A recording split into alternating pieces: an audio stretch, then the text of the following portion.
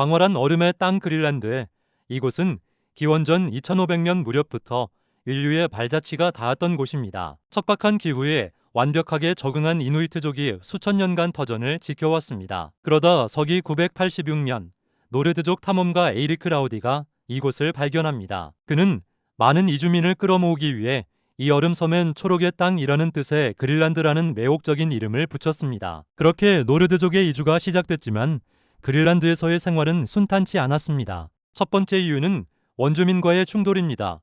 노르드족은 원주민 이누이트족과 지속적인 갈등을 겪었고 패자는 그린란드 환경에 적응하지 못한 노르드족이었습니다. 두 번째는 유럽 본토와의 단절입니다.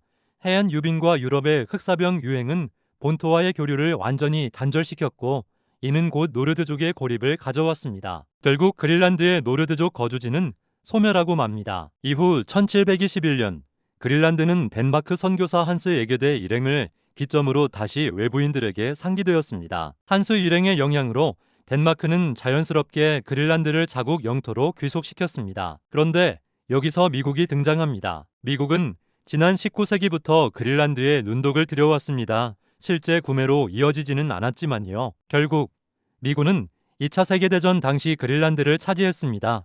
그러나 종전 후 여러 이해관계에 따라 미국은 덴마크의 그린란드를 반환합니다. 다만 미군은 1951년 협정을 통해 툴레 공군 기지 조둔을 인정받습니다. 툴레 공군 기지가 들어선 그린란드는 냉전시대 나토군의 전략적 요충지가 되었습니다. 이후 1953년 그린란드는 덴마크에 주로 승격되고 주민들은 덴마크 시민권을 얻게 됩니다. 그러나 그린란드 주민들의 요구는 거기서 그치지 않았습니다. 결국 1979년 덴마크 의회가 자치권을 인정했고 1985년에는 그린란드 주민들이 상업성 업 규제 등에 반발하며 유럽 경제 공동체 EC에서 탈퇴하기에 이릅니다. 한편 지구온난화는 그린란드의 숨통을 서서히 조여오고 있었습니다.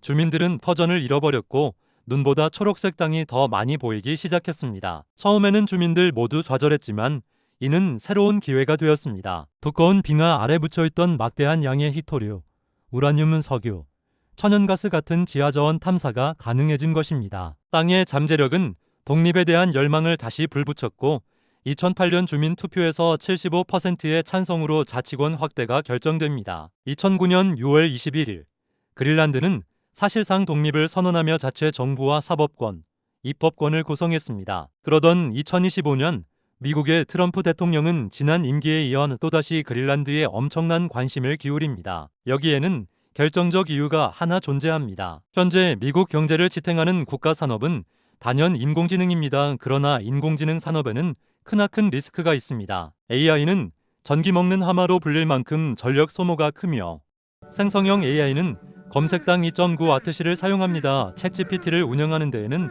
자그만치 1050TW시가 필요한 현실입니다. 제 아무리 석유 강국인 미국이라도 막대한 전력량을 감당하기엔 무리가 있었습니다.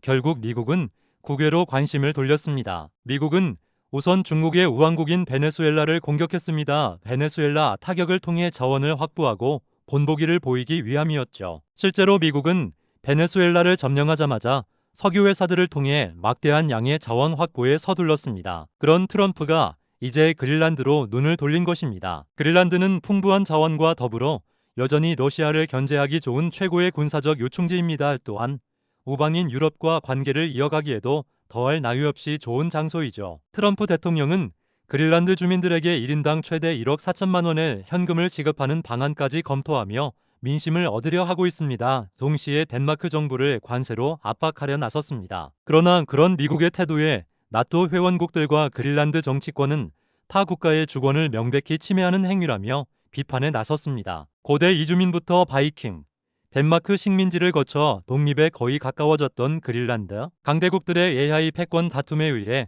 다시 한번 분쟁의 중심에 올랐습니다. 그린란드의 주권은 과연 누구에게로 향할까요?